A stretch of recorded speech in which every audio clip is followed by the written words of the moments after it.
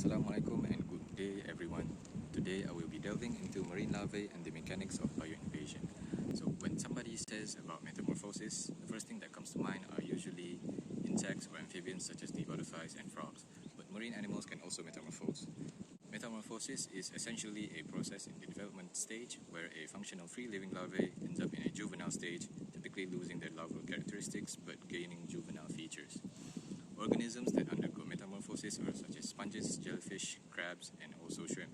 So why metamorphose? Well, some organisms live their adult life without much movement and therefore requires the free-living larval stage of their life in order to disperse and mingle with other populations like sponges, while crab larvae metamorphose when suitable conditions are sensed.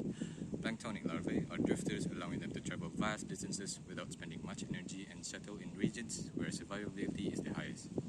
Metamorphosis can be triggered by certain environmental cues such as water chemistry, sound and vibration, light, currents, and also magnetism.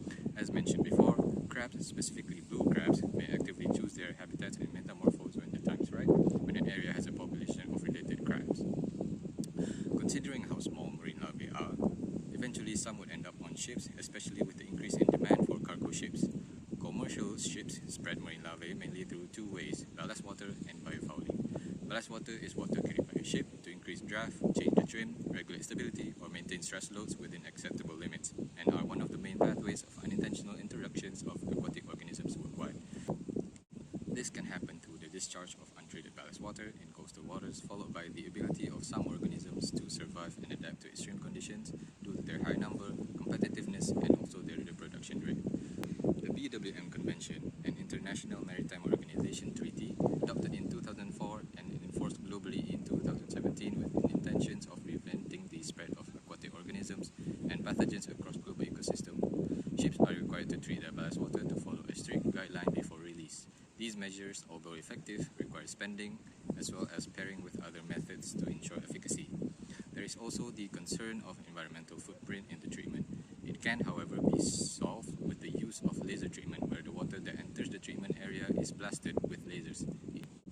It uses less space, doesn't need pre-filtration and filtration, and is not affected by turbidity, salinity, and also dissolved solids. Biofouling, on the other hand, is when natural or artificial substrata is coated with organic molecules and particles, forming a biofilm that is colonized by bacteria, diatoms, and protozoa.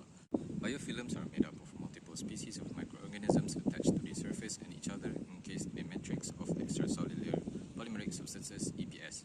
It will also attract invertebrate larvae and algal spores to settle and develop through physical changes of the surface and the release of chemical compounds, risking bioinvasion. Through this accumulation, ships can experience increased drag force, reduced heat transfer efficiency, and also corrosion of the metal hull. All this culminates into an increase in maintenance and fuel costs.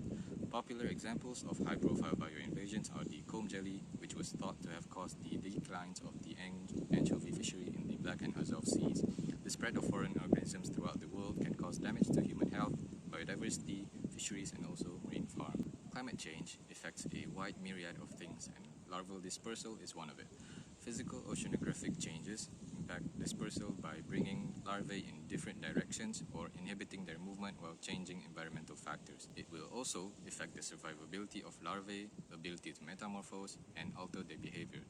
Calcifiers such as arthropods will be negatively affected in climate change through ocean acidification, where they can experience extreme deformations to their exoskeleton that affect feeding or swimming activity, erosion and altered mineralization leading to exposure to predation. Meanwhile, organisms that are more opportunistic, such as the lion's mane jellyfish, may thrive in these conditions and invade ecosystems, causing imbalances.